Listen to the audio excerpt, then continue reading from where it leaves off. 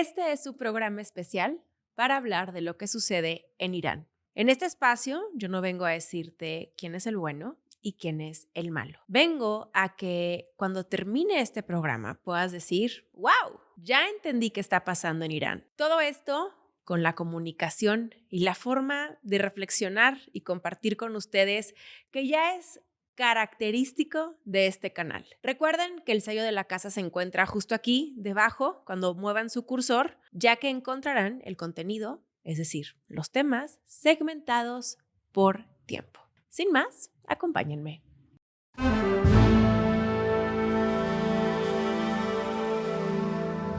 Comencemos con lo primero. El conflicto entre Irán, Israel y Estados Unidos no empezó ayer y tampoco es una pelea simple. Las primeras noticias sobre este asunto fueron explosiones. El sábado 28 de febrero del presente año 2026, a las 9:27 de la mañana en Teherán, la agencia iraní Fars reportó detonaciones en distintos puntos de la capital de Irán. Un corresponsal en el oeste de Teherán habló de al menos 2 explosiones claras. Después, en redes sociales comenzaron a circular videos con columnas de humo sobre la ciudad, el tráfico detenido, la gente grabando desde azoteas, prácticamente un estado de confusión. Pa' pronto nos enteramos que no fue solamente en Teherán, también se reportaron explosiones en Kermanshah, Qom, Tabriz, Isfahán, Ilam, Karaj y en la provincia de Lorestán. Ya para estas alturas uno dice, esto no es un incidente ahí casual, aislado. Es toda una operación.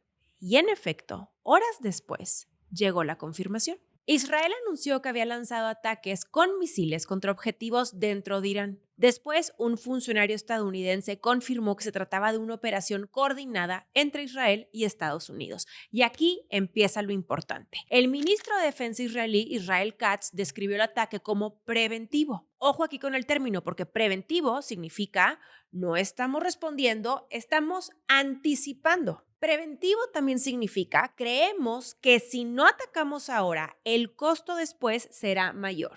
A estas alturas, uno termina por concluir que la decisión fue un cálculo estratégico. En Israel comenzaron a sonar sirenas como alerta preventiva ante una posible respuesta de Irán y en cuestión de horas, 2 estados estaban operando bajo lógica de guerra, aunque ninguno hubiera pronunciado formalmente esa palabra. Y aquí es donde necesitamos hacer una pausa, porque muchas veces vemos titulares que dicen ataque, respuesta, escalada. Pero detrás de esas palabras hay decisiones que llevan meses en desarrollo. Hay inteligencia militar, cálculos de riesgo, estimaciones sobre cuánto va a responder el otro lado. Y miren, nada de esto ocurre por accidente ni al azar. Lo que pasó esa mañana en Irán fue la materialización de una tensión que llevaba años acumulándose. Y para entender por qué Israel lo llamó preventivo y por qué Irán lo considera una agresión directa, tenemos que entender un poco más allá. En las primeras horas tras las explosiones, se informó que Ali Khamenei, el líder supremo de Irán, es decir, el mero mero, no estaba en Teherán, que había sido trasladado a un lugar seguro. Antes de continuar, sé que han escuchado mucho del ayatolá y el líder supremo, así que primero lo primero, vamos a entender qué significa esto. En Irán, el presidente no es la figura máxima de poder. La máxima autoridad es el líder supremo. El título religioso que ostenta es ayatolá. Si se están preguntando, ay Mariana, ¿qué es un ayatolá? No se me preocupen porque vamos a eso. En el Islam chi es un alto clérigo experto en jurisprudencia islámica. Pausa aquí informativa. Para quienes no saben, les platico y para quienes saben, les recuerdo que el Islam es la religión de los musulmanes y tiene sus respectivas ramas. El Islam chi es una de ellas.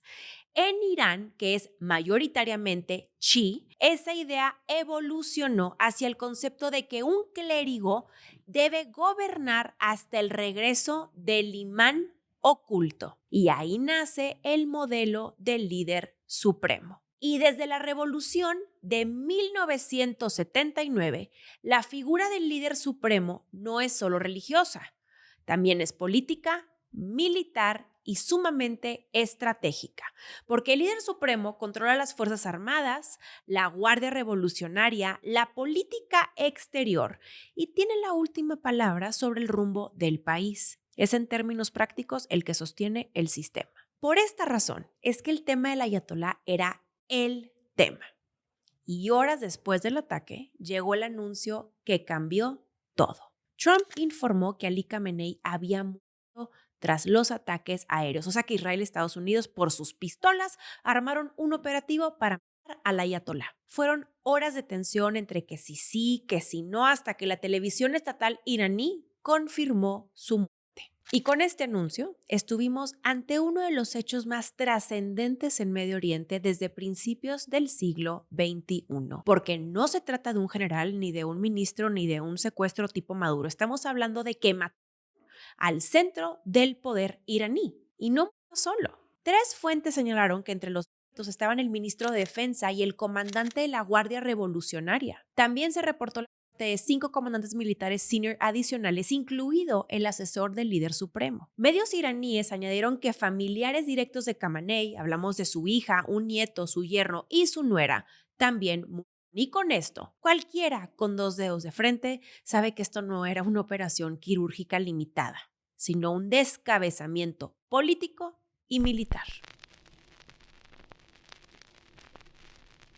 Trump confirmó que Estados Unidos trabajó estrechamente con Israel en el ataque. Él nombró la operación Operation Epic Fury. Describió la ofensiva como operaciones de combate de gran magnitud y afirmó que buscaban eliminar amenazas inminentes del régimen iraní. Fiel a su estilo, Trump fue más allá y dijo que el objetivo era destruir la industria de misiles iraní y aniquilar su armada, cosa que luego contradice mucho con lo que dijo en verano cuando, según él, ya habían terminado con las amenazas de ese estilo en Irán y que justo por esa razón él decía que merecía el Nobel de la Paz. ¿Se acuerdan de ese suceso? El pasado verano del 2025. Después, él, en su modo pacificador, dirigió un mensaje directo al pueblo iraní y les dijo que tomaran el control de su gobierno, pues podía ser su única oportunidad en generaciones de terminar con el régimen. Ahora, una merecida pausa aquí, porque cuando un presidente extranjero llama públicamente a que la población de otro país tome el control, está emitiendo una declaración de intervención narrativa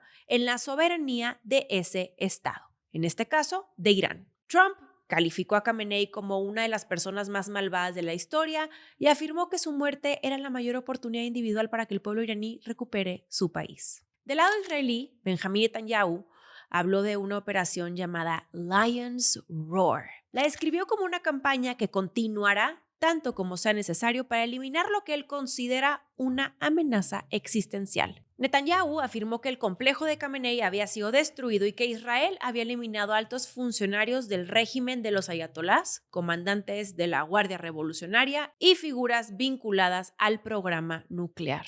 También advirtió que en los próximos días Israel atacará miles de objetivos adicionales. Cuando uno escucha palabras como existencial, aniquilar, segura, continuaremos, sabe que es lenguaje de guerra abierta. Todo esto nos lleva a preguntarnos si estamos ante una operación para frenar una amenaza militar concreta, ante un intento de cambio de régimen o ambas cosas al mismo tiempo. Porque me permito decirles que descabezar a la máxima autoridad de un país no es solo neutralizar una instalación militar, es alterar el equilibrio interno de poder. Y eso tiene consecuencias que hasta hoy son impredecibles. Porque la muerte de un líder supremo en un sistema como el iraní no deja ahí un vacío casual, un huequito, no. Abre una disputa interna que activa mecanismos constitucionales, moviliza facciones religiosas y militares y puede radicalizar aún más la respuesta externa. Así que este no es un episodio más en esta historia entre Irán, Israel y Estados Unidos. Y lo que ocurre en las próximas horas, no semanas, horas, definirá si estamos ante una escalada regional controlada o ante el inicio de algo mucho más amplio. Mientras Trump y Netanyahu hablaban de operaciones masivas, amenazas existenciales y aniquilar capacidades, Dentro de Irán, la historia se estaba viviendo de otra forma. Hombres, mujeres, niños y niñas aterrorizados. Y me parece importante mencionarlo porque cuando hablamos de misiles de precisión, de sistemas de rastreo súper sofisticados, de complejos destruidos, pues la verdad hablamos en abstracto. Porque la guerra, aunque se llame preventiva, quirúrgica o estratégica, siempre termina sintiéndose igual para quien la vive, con incertidumbre absoluta, mucho dolor y miedo. Y aquí hay algo que no podemos ignorar. Irán no es solo su gobierno, es una población de más de 80 millones de personas y un país que en los últimos años ya venía cargando protestas internas, crisis económica y tensiones políticas. Ahora, encima de eso, bombardeos. Mientras tanto, en el plano institucional, el gobierno iraní reaccionó con la promesa de una respuesta aplastante. También sostuvo que los ataques ocurrieron una vez más durante las negociaciones con Washington sobre su programa nuclear. Ese detalle importa muchísimo y es lo que yo les platiqué el programa pasado, porque los ataques ocurrieron en medio de conversaciones diplomáticas entre Irán y Estados Unidos, en donde estaban, dizque, buscando un acuerdo nuclear. Frente a esto, la Guardia Revolucionaria, que, ojo, no es un ejército convencional, estamos hablando de una fuerza ideológica y militar clave dentro del sistema iraní, declaró: todos los territorios ocupados y las bases criminales de Estados Unidos en la región han sido alcanzados por los potentes impactos de los misiles iraníes. Esta operación continuará sin descanso hasta que el enemigo sea derrotado de forma decisiva. Aquí ya todo escala y sabemos que el tono es de una confrontación total, porque hay algo que no podemos perder de vista. Cuando una potencia ataca el centro del poder de un régimen, el régimen no puede no responder, porque si no responde, pierde legitimidad interna, pierde autoridad ante su propio aparato militar y pierde cohesión. Entonces, más allá de si se quiere escalar o no, la estructura del sistema lo empuja a hacerlo y eso es lo peligroso, porque pasamos de la lógica de un ataque puntual a la lógica de acción-reacción. Israel habla de eliminar amenazas, Estados Unidos habla de paz mediante fuerza e Irán habla de derrota decisiva del enemigo. Y en medio de todo esto, una tragedia humana. La respuesta iraní dejó de ser retórica. En el plano militar, Irán lanzó misiles no solo contra Israel, sino también contra varios países de la región donde Estados Unidos tiene bases militares o aliados estratégicos. Esto explica por qué vimos ataques en Qatar, Bahrein, Kuwait, Emiratos Árabes Unidos, Arabia Saudita, Jordania, Irak, además de Israel. Con esta acción, el conflicto empieza a tocar toda la arquitectura militar estadounidense en el Golfo. En Israel, las fuerzas de defensa informaron haber interceptado la mayoría de los misiles iraníes con el sistema conocido como domo de hierro. Pero no todos, lo que nos deja ver que incluso con los sistemas de defensa más sofisticados del mundo, la protección nunca es absoluta. Con Emiratos Árabes Unidos, el movimiento fue muy estratégico. Hablamos de misiles en Abu Dhabi y Dubái. Aquí lo importante no es solo el daño, sino lo que representa, porque Dubái no es cualquier ciudad. Es un nodo financiero global y un centro logístico que concentra una parte sustancial del comercio regional. En Abu Dhabi, la base aérea de Al Dhafra es compartida por fuerzas emiratíes y estadounidenses. Con esto Irán dice: perfecto. Si ustedes albergan infraestructura estratégica vinculada a Estados Unidos, no están fuera del alcance. En Bahrein, sede de la quinta flota de Estados Unidos, también hubo ataques. En Qatar, el ministro de Defensa dijo haber interceptado misiles dirigidos aparentemente a la base aérea de Al Udeid. Esta es la mayor base militar estadounidense en la región y cuartel avanzado del Comando Central. Ojo, porque si esa base queda fuera de operación, cambia toda la capacidad de proyección militar estadounidense en Medio Oriente. En Arabia Saudita se confirmaron ataques contra Riad y la región oriental. Estados Unidos tiene más de 2,000 soldados en Arabia Saudita con sistemas Patriot y THAAD desplegados. En Kuwait, la base aérea Ali al-Salem fue objetivo de misiles balísticos que, según autoridades, fueron interceptados. En Jordania se derribaron 2 misiles balísticos y en Irak, defensas estadounidenses derribaron un dron cerca de una base en Erbil. Que sepan que Irak es un terreno donde conviven fuerzas estadounidenses y milicias respaldadas por Irán, así que ahí siempre hay bronca. Dicho lo anterior, hagamos el zoom out. Cuando Irán responde atacando no solo a Israel, sino a la red regional donde Estados Unidos tiene presencia, está ampliando deliberadamente el conflicto. Esto significa que está elevando el costo regional, que está enviando un mensaje de alcance y que está diciendo, si me atacas en el centro, yo puedo tocar tu periferia. Y esto deja de ser un conflicto contenido y empieza a tensar la estabilidad de todo el Golfo, lo que nos lleva a preguntarnos si esta escalada se mantiene en el terreno militar limitado o si estamos en la antesala de una guerra regional abierta. Y mientras los misiles cruzaban el cielo del Golfo, la ONU fingió seguir siendo relevante para pedir que pararan el desmadre y que por piedad de Dios regresaran a la mesa de negociación. ¡Ay, ternuritas! En Europa hubo una postura coordinada. Macron, Merz y Keir Starmer emitieron una declaración conjunta en donde condenaron los ataques iraníes y pidieron que Irán se abstuviera de acciones indiscriminadas. Europa está intentando sostener el marco diplomático tomando en consideración que pues ellos también están entre la espada y la pared, ¿verdad? Digo, ahí está Ucrania y el tema de Groenlandia. Desde Moscú reaccionaron diciendo que el pacificador mostró una vez más su verdadero rostro, obviamente haciendo alusión a Trump. El ministro de Exteriores ruso calificó la operación como peligrosamente irresponsable y advirtió que la región se acerca a una posible catástrofe humanitaria, económica y posiblemente radiológica. En la ONU, Rusia calificó la acción como un acto no provocado de agresión armada y una violación de la Carta de la ONU. Rusia está leyendo el evento no como defensa preventiva, sino como intervención ilegítima y aparte lo está diciendo en voz alta. La postura de China fue igualmente dura en términos jurídicos. Calificó el ataque y el asesinato del líder iraní como una grave violación de la soberanía de Irán y de los principios de la Carta de la ONU. El canciller Wang Yi habló de la necesidad de evitar una expansión regional del conflicto y calificó como inaceptable cualquier incitación a cambio de régimen. Aquí hay algo importante a entender y es que Irán es un proveedor clave de petróleo para China. Se estima que cerca del 90% del crudo iraní se dirige al mercado chino. Otro dato muy importante es que aproximadamente la mitad de los 20 millones de barriles que cruzan diariamente el estrecho de Hormuz terminan en China. Así que si ese estrecho se cierra por guerra, la seguridad energética china se ve directamente afectada. Además, Irán es miembro de la Organización de Cooperación de Shanghái y del BRICS Plus, que recuerden que más allá del comercio, esta es la arquitectura política alternativa al orden occidental. Este ya no es un episodio militar aislado.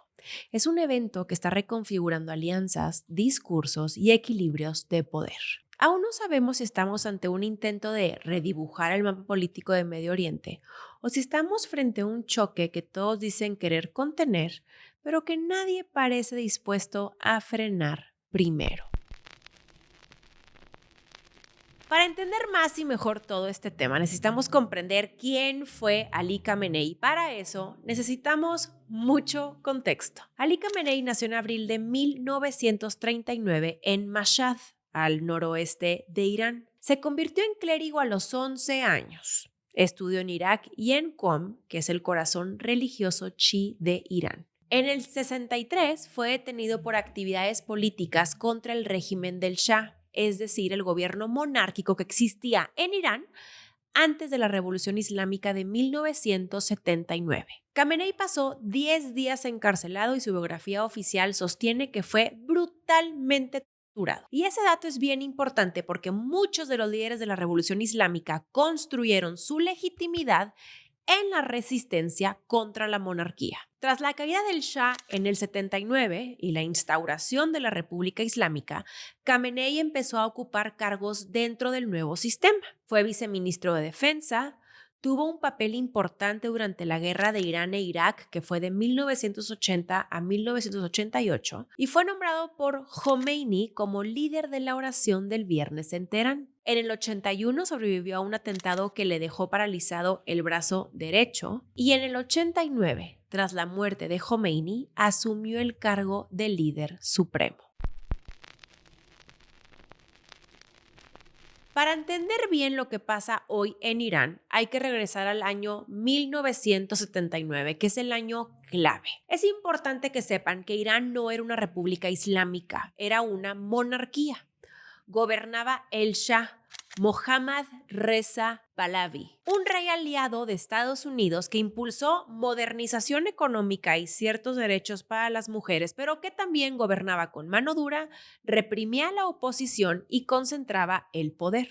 Muchos iraníes sentían que el país estaba occidentalizando demasiado rápido, que la desigualdad crecía y que el gobierno era no solamente corrupto, sino dependiente de Estados Unidos. En ese contexto surge una figura clave, el ayatolá Khomeini. Desde el exilio, Khomeini criticaba al Shah por ser autoritario y por haber traicionado la identidad islámica del país. En el 79 todo estalla, el Shah huye, Khomeini regresa y tras un referéndum se declara la República Islámica de Irán. Y aquí viene el cambio estructural porque Irán deja de ser una monarquía y se convierte en una teocracia, es decir, un sistema donde la autoridad máxima no es el presidente, sino un líder religioso con poder político y militar, el famoso líder supremo. Desde ese momento, la religión y el Estado, miren, quedan fusionados, son básicamente lo mismo.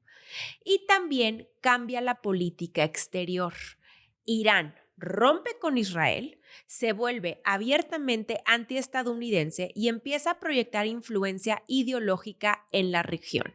En pocas palabras, la revolución islámica no solo cambió quién gobernaba Irán, cambió la identidad del Estado y reconfiguró el equilibrio político de Medio Oriente hasta hoy. Ojo aquí porque sí les quiero decir algo. Este contexto va mucho más atrás, pero ahorita para fines prácticos y que lo tengan lo más refrescado posible, lo estoy cortando del 79 en adelante. Ahora sí, siguiente tema.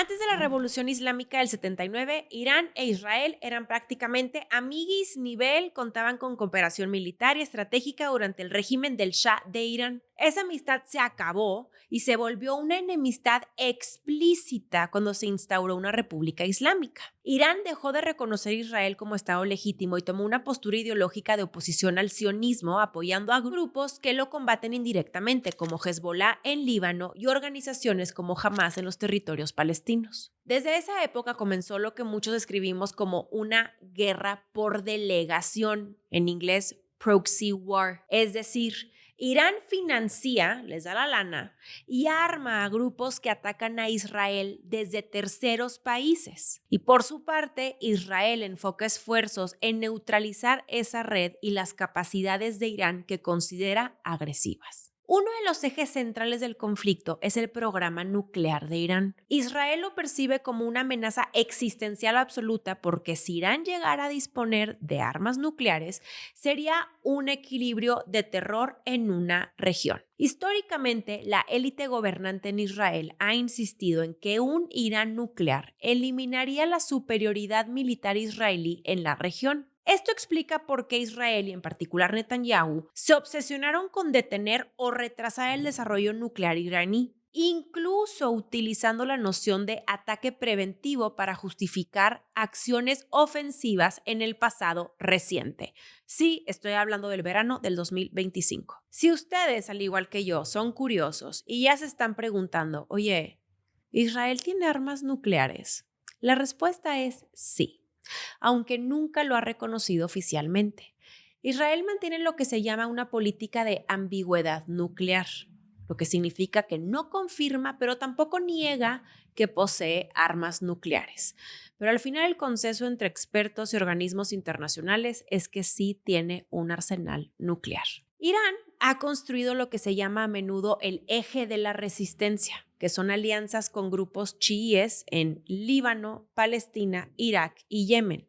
Ellos con capacidad militar y política para confrontar a Israel. Estas redes actúan como proxy de Irán contra posiciones israelíes, amplificando la percepción de amenaza desde Tel Aviv. Este apoyo a grupos armados ha generado múltiples enfrentamientos indirectos entre Israel y facciones vinculadas a Irán, lo cual ha reforzado la narrativa israelí de que Irán no solo es un rival geopolítico, sino un actor que promueve violencia regional sistemáticamente. La insistencia de Benjamín Netanyahu con Irán no es algo casual y tampoco es reciente. Netanyahu ha repetido durante décadas que un Irán con capacidades nucleares sería una amenaza directa a la supervivencia de Israel, así que ha defendido operaciones ofensivas para frenar no solo el programa nuclear, sino las capacidades militares convencionales y no convencionales de Irán. Estamos hablando de misiles balísticos, bases en Siria, apoyo a milicias. Para Netanyahu y sectores del establishment israelí, esto es fundamental para mantener la superioridad y disuasión.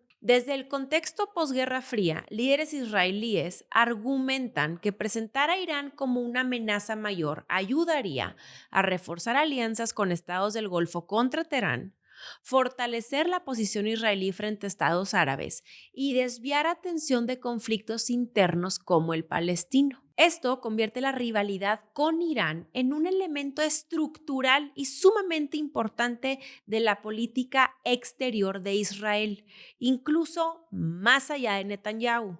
Justo por esto, durante las ofensivas del pasado verano de 2025 y los de la semana pasada, Netanyahu describió sus operaciones como parte de una campaña para neutralizar amenazas nucleares, también desactivar infraestructuras militares y desacreditar a la cúpula iraní, presentándolo como un paso crucial para la seguridad no solamente de Israel, sino para la estabilidad regional. Además, Netanyahu ha vinculado esta política con la idea de que la eliminación o debilitamiento del régimen iraní podría abrir oportunidades para paz futura en la región bajo nuevos equilibrios estratégicos.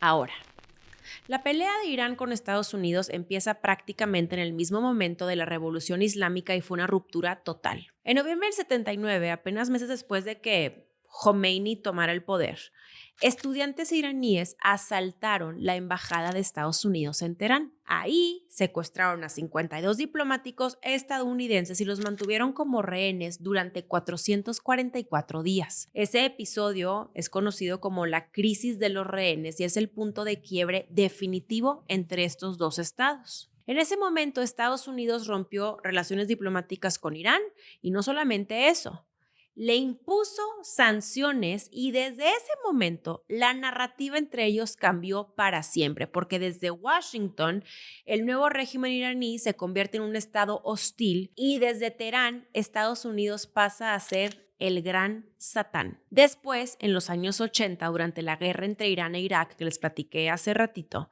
Estados Unidos apoyó indirectamente a Irak. Y en el 88, un buque estadounidense derribó por error un avión civil iraní, matando a 290 personas, cosa que terminó en profundizar ese resentimiento.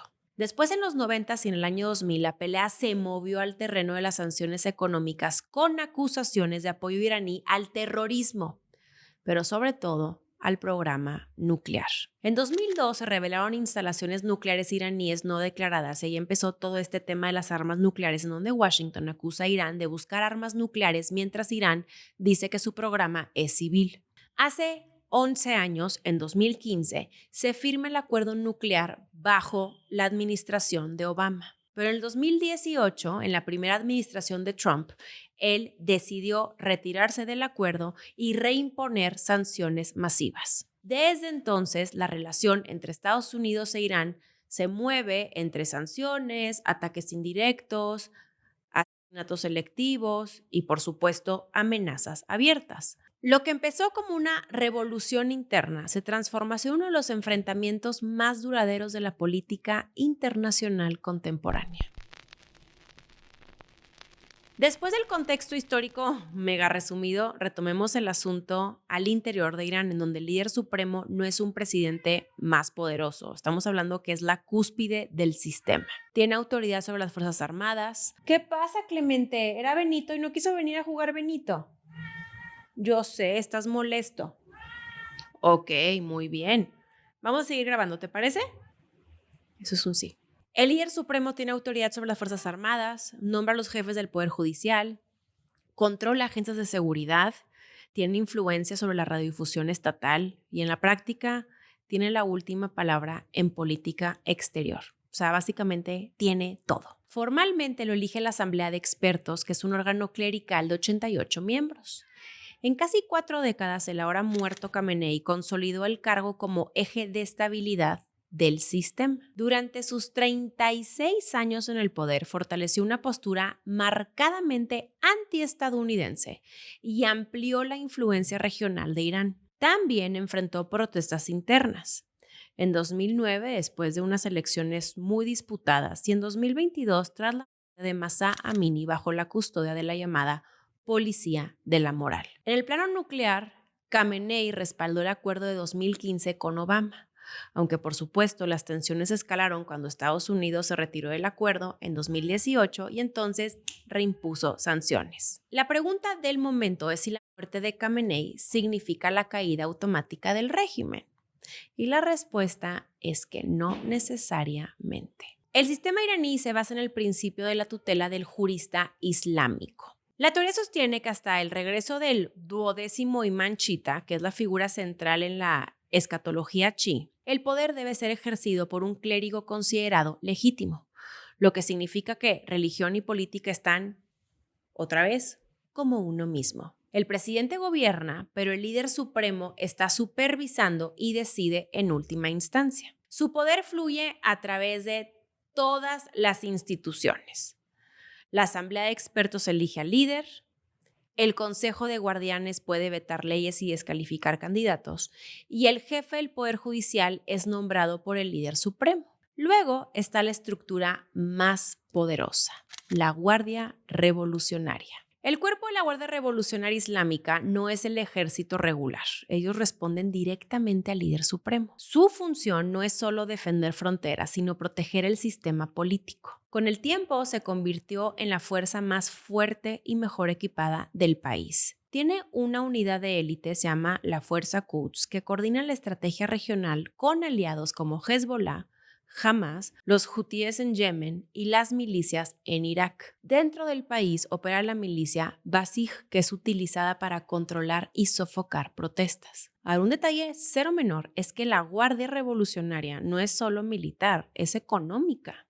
Se estima que controla entre el 30 y el 50% de la economía iraní. Su conglomerado, Qatam Al-Anbiya, participa en petróleo, gas, infraestructura, telecomunicaciones y en la banca. Eso significa que la supervivencia del régimen, pues no solamente ideológica, ¿verdad? También es, miren, financiera. Lo que nos lleva a preguntarnos entonces, ¿puede caer el régimen? Y es que Irán no es un sistema personalista clásico porque no depende exclusivamente de un nombre. Ahorita, como ya les dejé entrever, estamos frente a un entramado institucional, religioso, militar, económico y burocrático. Si llega a haber un cambio, este no va a ser inmediato y probablemente tampoco va a ser lineal.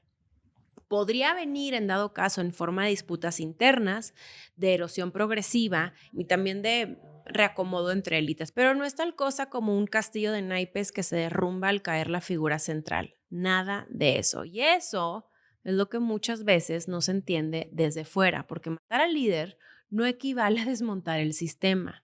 Y entender esa diferencia es fundamental para no simplificar lo que hoy estamos viendo. Mande, mi amor. Ven aquí. Ahora, hay algo que no podemos perder de vista cuando hablamos del régimen iraní, algo que a mí en lo personal me atraviesa y me duele profundamente: su relación con las mujeres. Desde el año 79, el uso del velo no es una elección personal en Irán, es una obligación legal.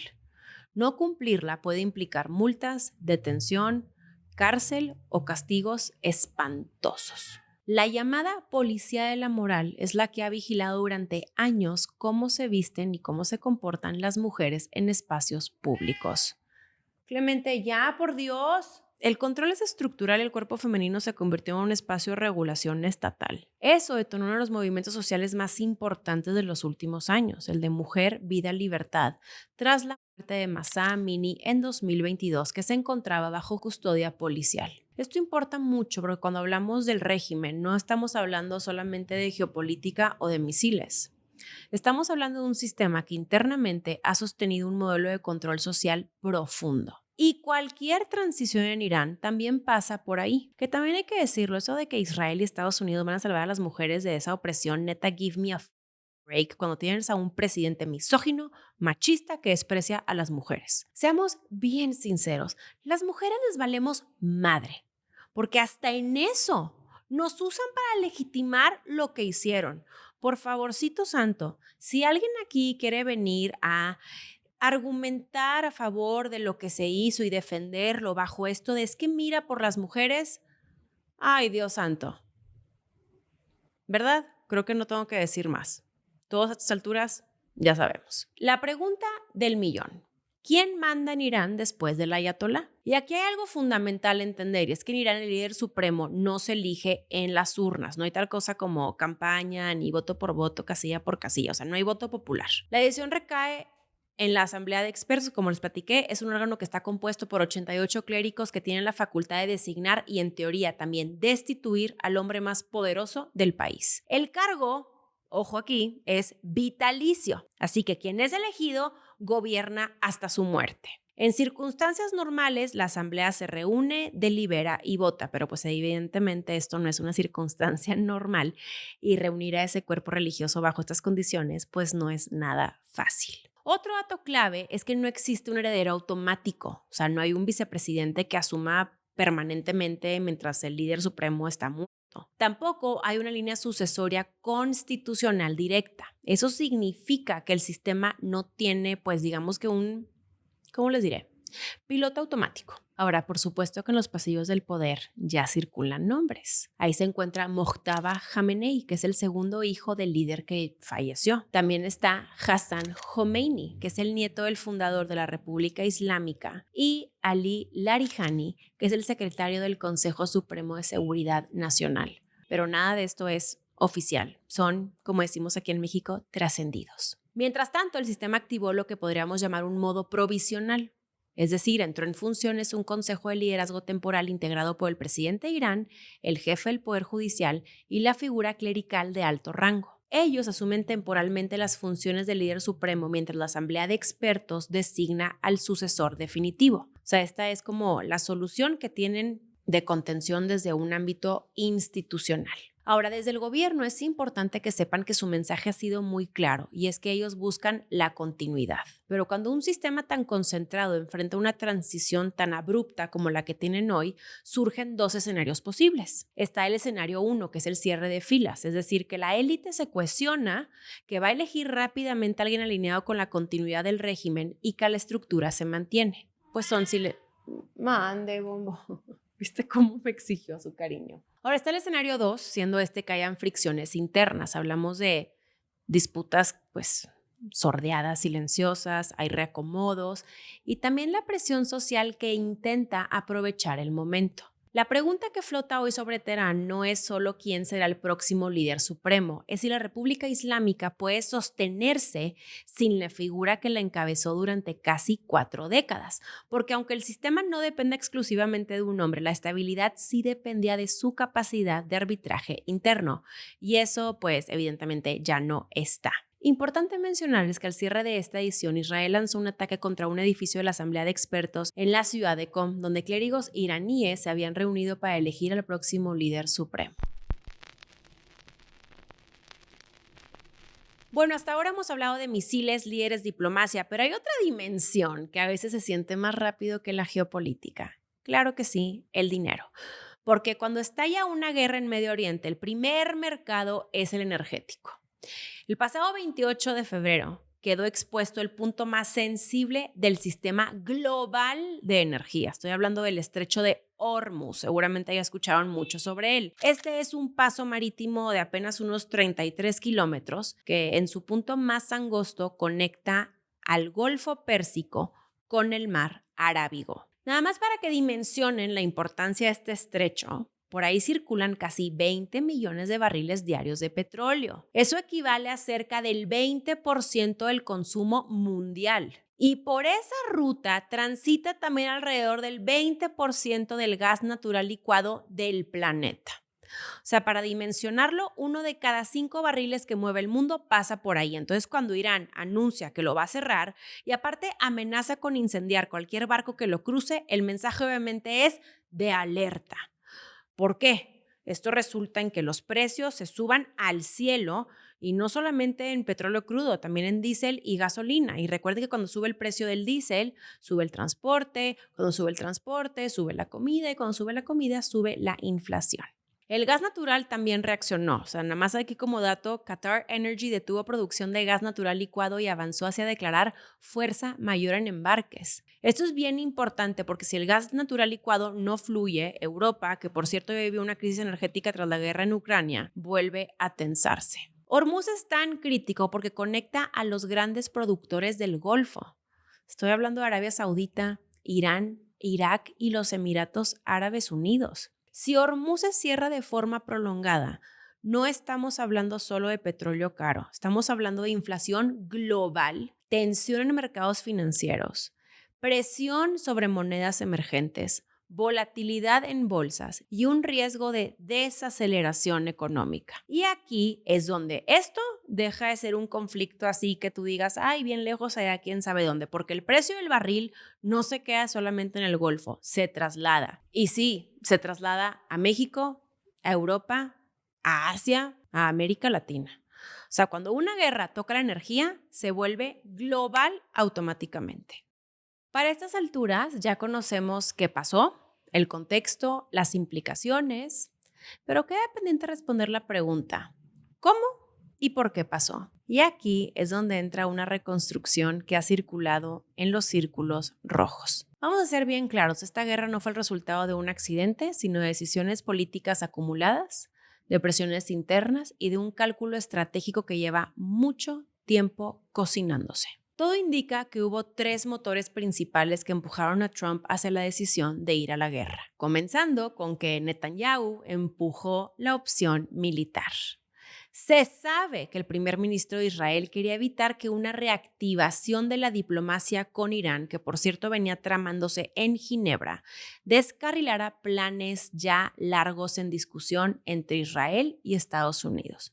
Por eso ahorita mucha gente dice, Trump se dejó llevar por Netanyahu, porque sabemos que esa era su misión. Seguido de que casi nadie en la Casa Blanca frenó la decisión y que Trump viene de un antecedente que reforzó su confianza, siendo esta la acción contra Maduro en enero, y que justo eso causó que elevara esta convicción de que una acción militar podía resetear otro escenario complicado. Ese combo hace que una decisión extrema parece, para quienes la toman, como una decisión razonable y hasta lógica. Pero hubo un punto de inflexión, porque el pasado 11 de febrero Netanyahu se reunió con Trump y ahí estuvieron casi 3 horas discutiendo prospectos de guerra, posibles fechas de ataque y hasta la viabilidad de un acuerdo con Irán. Aquí se reconstruye que había semanas de discusiones secretas entre Estados Unidos e Israel sobre una ofensiva. Al mismo tiempo, funcionarios estadounidenses estaban negociando con Irán sobre su programa nuclear y el acuerdo parecía posible de forma técnica, pero políticamente imposible para las posiciones de Trump y Netanyahu. Después de esa reunión, Trump empezó a desacreditar públicamente la vía diplomática. Ojo aquí con esto, porque ahí se empezó a burlar de años de negociaciones como talking and talking and talking, de que nada más hablamos, que es exactamente el tipo de frase que empieza a preparar a la audiencia, al público, a la base electoral para un giro de acción más que para una solución pacífica. A todo esto, cuando le preguntaron a Trump si quería un cambio de régimen, él respondió que parece que eso sería lo mejor. Y esto es clave porque los discursos no solo reflejan las decisiones, sino que poco a poco las van construyendo. Ahora bien, después de que la guerra estalló, las explicaciones oficiales no han sido completamente consistentes. Por un lado, Trump ha dicho que actuó porque Irán iba a atacar primero y que él quizá empujó la mano de Israel para hacerlo. Por el otro lado, el secretario de Estado Marco Rubio ha argumentado que la ofensiva fue una acción preventiva ante una amenaza inminente de retaliación contra tropas estadounidenses si Israel atacaba. Justo ese lenguaje de amenaza inminente y acción preventiva es exactamente el tipo de justificación que en historia reciente ha servido para legitimar guerras desde el punto de vista de quien las inicia. Y la administración de Trump, tras días de mensajes mixtos, ha recalibrado su explicación en torno a la idea de que Irán representaba una amenaza real para intereses y fuerzas estadounidenses, lo que según ellos hizo necesaria la operación conjunta con Israel. Algo que ahora sabemos es que sí hubo una negociación diplomática paralela. El punto crítico es que nunca existió una convergencia real entre lo que quería Estados Unidos e Israel y lo que estaba dispuesto a ofrecer Teherán. La exigencia central de Estados Unidos era la de cero enriquecimiento de uranio, que era completamente inaceptable para Irán como condición mínima. Cuando llegaron a Ginebra, el plan de Irán proponía niveles distintos de enriquecimiento y no la eliminación total. Estados Unidos ofreció incluso combustible civil gratis, pero Irán se negó. Según esa reconstrucción, eso cerró el único espacio mediador posible y que Trump decidió, ¿saben qué? Ya, solo hay que hacerlo. O sea, él se convenció de que no habría un resultado diplomático viable y entonces avanzó militarmente. Lo que nos lleva a concluir que este no fue un ataque para imponer un cambio de régimen inmediatamente. Fue un ataque para neutralizar lo que se percibía desde Estados Unidos e Israel como una amenaza militar inminente. Marco Rubio lo explicó así, diciendo que Washington sabía que Israel atacaría, que Irán iba a responder violentamente y que entonces decidieron anticiparse para minimizar bajas estadounidenses. Eso, que sepan, es la lógica preventiva clásica. Si tú crees que el enemigo va a atacar, entonces atacas primero tú para reducir tu propio costo. Pero esa lógica también implica un riesgo enorme, el de definir qué es inminente según inteligencia que nadie puede verificar en público. Y ahí es donde entra otra lectura. Si la prevención se volvió excusa o si realmente existía una amenaza clara.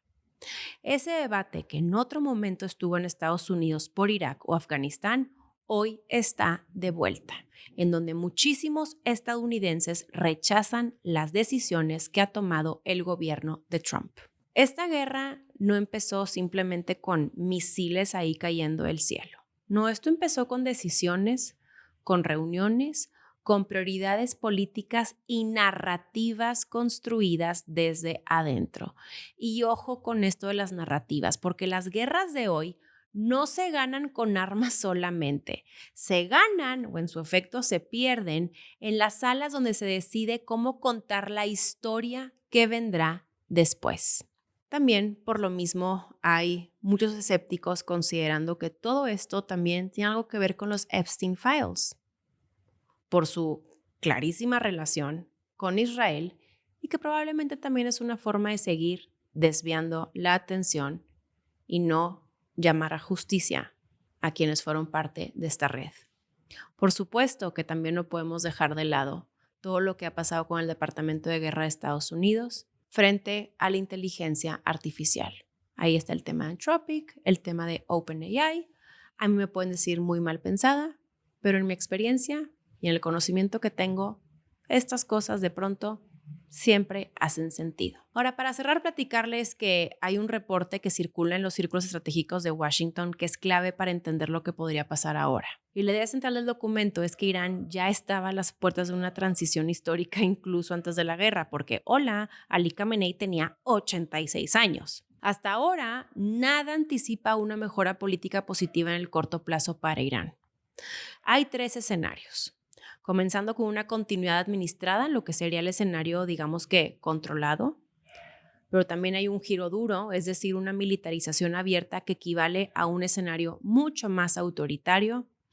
Y por último, el escenario más incierto, el colapso del régimen. Este puede llegar por eliminación simultánea de múltiples líderes, por protestas masivas fuera de control, o también con la combinación de guerra externa y crisis interna. Solo recordemos que un colapso no necesariamente produce estabilidad democrática inmediata. De hecho, puede generar vacío de poder, violencia interna y desestabilización regional. Lo que queda claro es que los escenarios más probables no son los más favorables para Occidente. Incluso el régimen podría volverse más peligroso en el corto plazo. La muerte del líder no simplifica el tablero, lo complica. Y significa que esta guerra no solo es sobre lo que pasó el 28 de febrero. Esta guerra es sobre lo que viene después.